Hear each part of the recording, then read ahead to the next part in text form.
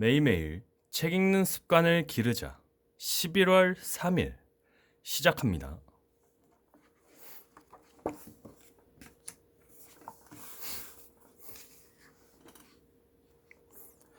1. 비난이나 비판, 불평을 하지 마라. 섣불리 타인을 비난하기 전에 자신을 바로잡는 것이 우선이다. 다른 사람을 비난하는 것은 바로 당신이 스트레스를 받고 있음을 나타낸다. 성숙한 리더는 결코 그래서는 안 된다.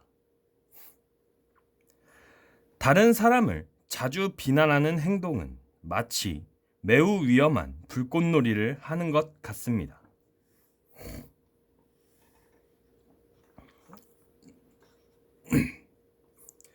자존심이라는 화약고가 터지면서 솟아오르는 불꽃은 종종 사람의 목숨을 앗아가기도 합니다. 비난을 받은 사람은 방어적인 태도를 취하게 되므로 자신을 정당화하기 위해 안간힘을 씁니다. 그로 인해 상대방은 자신의 소중한 자존심에 상처를 입게 되고 그 상처는 때로는 원한을 불러일으키기도 합니다. 심리학자 B.F. 스키너는 동물 실험을 통해 착한 행동에 대해 보상을 해주면 학습한 내용을 빨리 배우게 될 뿐 아니라 나쁜 행동에 대해 벌을 주는 것보다 훨씬 효과적으로 배운다는 것을 증명했습니다. 또 다른 심리학자 한스 셀리는 이렇게 말했습니다. 우리는 칭찬을 원하는 것만큼이나 비난을 두려워한다. 사람들은 누구나 자신이 아무리 큰 잘못을 저지르더라도 그것을 남의 탓으로 돌리는 경향이 있습니다. 비난이란 집 비둘기와 같다는 말을 명심하기 바랍니다. 집 비둘기는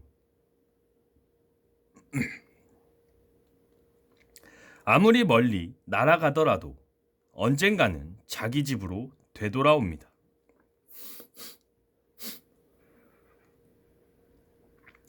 (1865년 4월 15일) 토요일 아침, 포드 극장에서 존 윌크스 부스에게 저격당한 에이브러햄 링컨은 극장 바로 맞은편에 있는 싸구려 하숙집의 한 침실에서 죽음을 기다리고 있었다. 침대가 너무 작아 키가 큰 링컨의 몸은 대각선 모양으로 비스듬히 뉘어 있었다. 곁에서 이 광경을 지켜보던 스탠튼 국방장관이 비통한 어조로 다음과 같이 말했다. 세상에서 가장 완전하게 인간의 마음을 다스렸던 한 남자가 여기에 누워있네. 링컨은 사람의 마음을 움직이게 하는 특별한 비결을 가지고 있었을까요?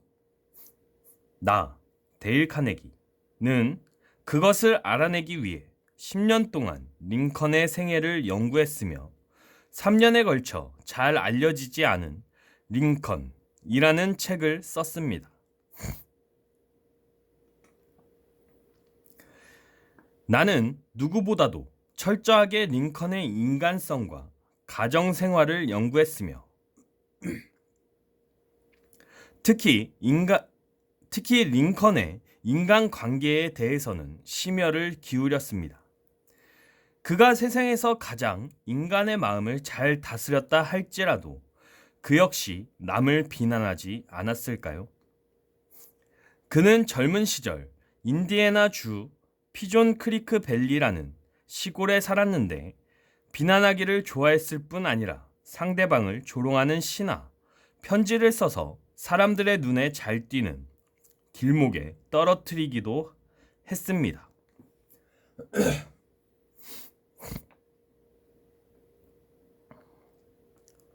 어떤 사람은 이러한 링컨의 편지 때문에 평생 동안 그를 증오하게 되었다고 합니다. 일리노이 주 스프링필드에서 변호사 개업을 한 후에도 종종 다른 사람을 비난하는 글을 써서 신문에 기고했는데 한 번은 이 때문에 큰일이 벌어지게 되었습니다. 1842년 가을, 링컨은 제임스 실즈라는 허영심 많고 싸우기 좋아하는 아일랜드 태생의 정치가를 인신 공격했습니다. 그를 풍자하는 글을 스프링필드의 저널지에 익명으로 기고한 것입니다.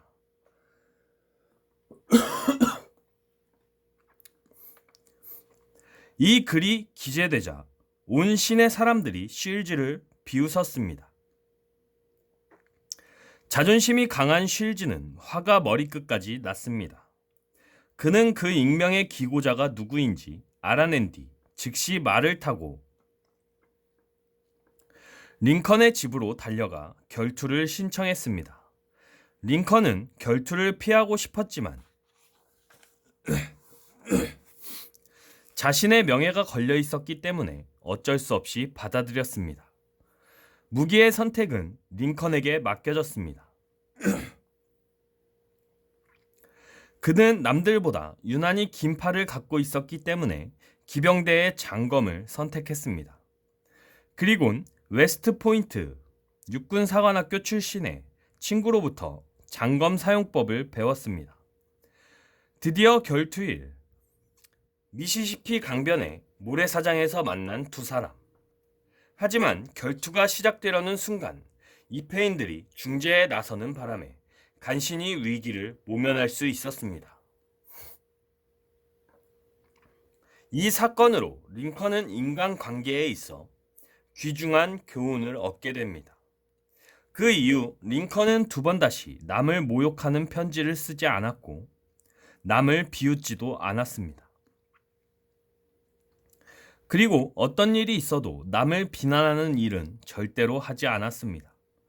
시어도어 루스벨트 대통령은 어떤 난관에 부딪히면 습관적으로 거실 벽에 걸려있는 링컨의 초상화를 쳐다보며 링컨이라면 이 문제를 어떻게 처리했을까? 라며 골똘히 생각에 잠기곤 했습니다. 남을 공격하고 싶어질 때는 루스벨트 대통령처럼 링컨을 떠올려 보는 것이 어떨까요? 남의 결점을 고쳐주려는 노력은 분명히 칭찬받을 가치가 있습니다. 그러나 그것은 먼저 자신의 결점을 고친 후의 이야기입니다.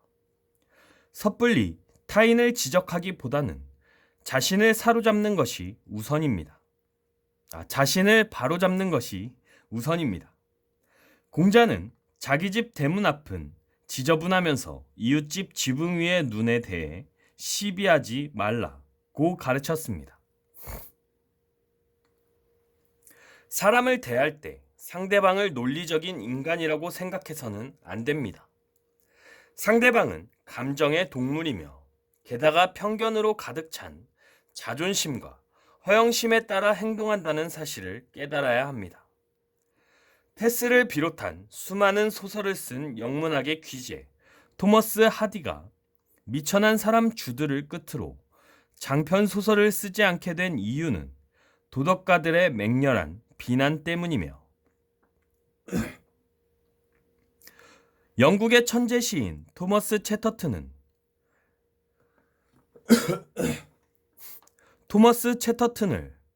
18세의 나이에 자살로 몰아넣은 것 역시 비판 때문이었습니다. 젊은 시절 대인관계가 서툴기로 유명했던 벤저민 프랭클린은 외교적 수완과 사람 다루는 방법을 터득한 뒤 프랑스 주재 미국 대사로 임명되었습니다. 그는 자신의 성공 비결을 나는 결코 남의 단점을 들춰내지 않고 장점에 대해서만 칭찬한다 라고 말했습니다.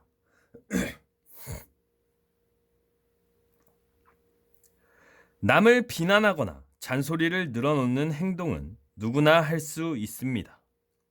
그리고 어리석은 사람일수록 더욱 그런 행동에 집착합니다. 이해와 관용은 뛰어난 성품과 극기심을 갖춘 사람이 가질 수 있는 미덕입니다. 영국의 사상가 칼라일은 위인은 소인을 다루는 방법에서 그의 위대함을 나타낸다고 말했습니다. W. 리빙스턴 라니드의 아버지는 잊어버린다는 아주 작은 진실이지만 깊은 감명을 주는 글로 많은 독자들의 심금을 울린 글입니다. 이 글은 수백 군데 잡지와 신문에 게재되었고 수많은 외국어로 번역되었습니다.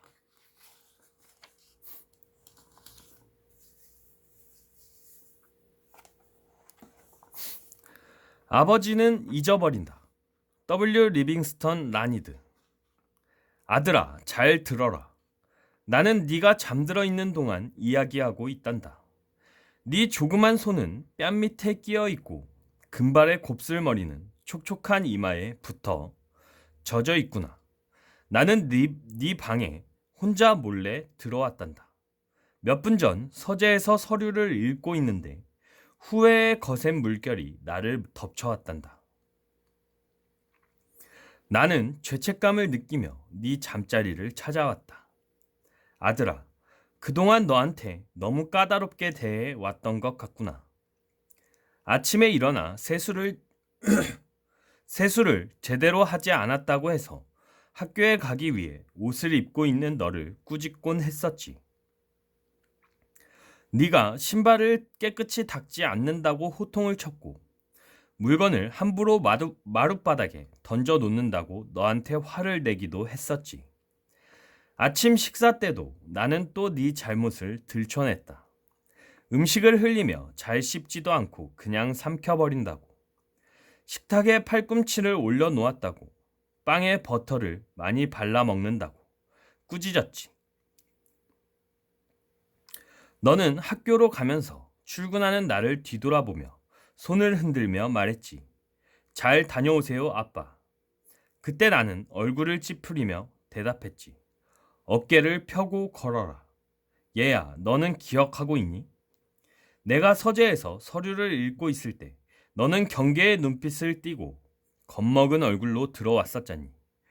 나는 이를 방해당한 것에 짜증을 내면서 문 옆에서 망설이고 서 있는 너를 바라보며 무슨 일이냐 하고 퉁명스럽게 말했지. 너는 아무 말도 하지 않고 갑작스레 내게로 달려와 두 팔로 내 목을 끌어안고 키스를 했지. 너의 조그만 팔은 하나님이 네 마음속에 꽃피운 사랑을 가득 담고 나를 꼭 껴안았단다. 그것은 어떤 냉담함에도 시들 수 없는 애정이었단다. 그리고서 너는 문 밖으로 나가 계단을 쿵쾅거리며 네 방으로 뛰어 올라갔다. 바로 그 직후 말할 수 없는 공포가 나를 사로잡았고 나는 그만 손에 쥐었던 서류를 서재 바닥에 떨어뜨렸단다. 내가 왜 이런 나쁜 버릇을 갖게 되었을까? 잘못만을 찾아내서 꾸짖는 버릇을, 그것은 너를 착한 아이로 만들려다 생긴 버릇이란다. 너를 사랑하지 않아서 그런 것이 아니라 어린 너에게 너무나 많은 것을 기대한 데서 생긴 잘못이란다. 나의 어린 시절을 기준으로 너를 재고 있었던 것이다. 그러나 너는 너무 착하고 훌륭하고 진솔한 성격을 갖고 있단다. 너의 조그만 마음은 넓은 언덕 위를 비추는 새벽빛처럼 한없이 넓단다. 그것은 꾸밈 없는 마음으로 내게 달려와 키스를 하던 내 행동에 잘 나타나 있다. 얘야, 나는 어두운 네 침실에 들어와 무릎을 꿇고 나 자신을 부끄러워하고 있단다. 이것은 작은 속죄에 불과하다. 네가 깨어있을 때 이야기를 하면 너는 아마도 이런 일을 이해하지 못할 것이다. 하지만 내일 나는 참다운 아버지가 되겠다. 너와 사이좋게 지내고 네가 고통을 당할 때 같이 괴로워하고 내가 웃을 때 나도 웃겠다. 너를 꾸짖는 말이 튀어나오려고 하면 혀를 깨물겠다고 나는 내 자신과 약속하겠다. 그리고 우리 애는 작은 어린아이에 불과하다는 사실을 항상 잊지 않겠다. 그동안 너를 어른처럼 대해온 것을 부끄럽게 생각한단다. 지금 침대에 엎드려 자는 모습을 보니 네가 아직 어린아이에 지나지 않다는 것을 이제야 알겠구나. 어제까지 너는 머리를 어머니의 어깨에 기대고 어머니 품에 안겨 있었지. 내가 그동안 너무나 많은 것을 너한테 요구해 왔구나.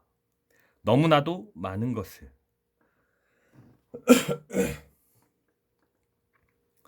남을 비난하는 대신 상대방을 이해하도록 노력해야 합니다. 어떤 이유로 상대방이 그런 일을 저지르게 되었는지 깊이 생각해 보아야 합니다. 그것은 비난보다는 훨씬 유익하고 흥미롭기까지 합니다. 그렇게 하면 상대방에 대한 동정과 관용과 호의가 저절로 우러나오게 됩니다. 영국의 위대한 문학가 존슨 박사는 신도 사람을 심판하려면 그 사람이 죽을 때까지 기다린다고 말했습니다. 그런데 인간인 우리들이 다른 사람들을 심판하려고 해서는 안 되겠지요. 이제부터는 다른 사람의 장점은 칭찬하고 단점은 덮어두는 것이 좋지 않을까요?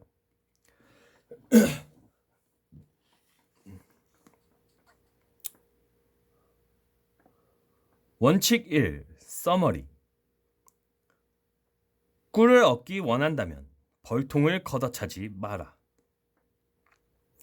카네기 인간관계 첫 번째 원칙은 비난, 비판, 불평하지 마라입니다.